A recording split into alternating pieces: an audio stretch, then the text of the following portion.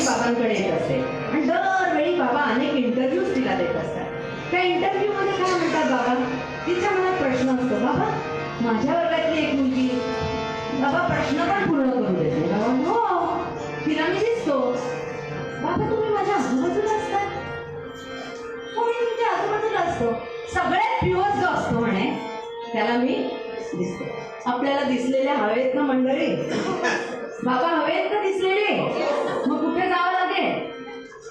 प्युरिटीकडे जावं लागेल. आणि ती गिफ्ट द्यायची ना का वाढदिवसाची बाबांना आपल्याला, ती खरी गिफ्ट असेल. ठीक आहे, अशी ही प्युरिटी आणण्यासाठी आणि गीताच्या मुलांना जे सांगितलंय स्वामींनी, ते काय सांगितलं ते मी अगदी थोडक्यात सांगते तुम्हाला. ते 9 पायदान कोणते बघायचं नाही. स्वामी आजूबाजूला आहे, त्यांचं वचन आहे, ते आहेच आहेच आहेच आहेच आहेच. आपला दोष आहे, आपल्याला दिसत नाही. त्यासाठी आपल्याला काय करायचं? स्वामी म्हणाले, if you want to become near and dear to me, you have to climb 9 steps. 9. मग त्या 9 स्टेप्स कुठल्या? पाणी पिऊन येते.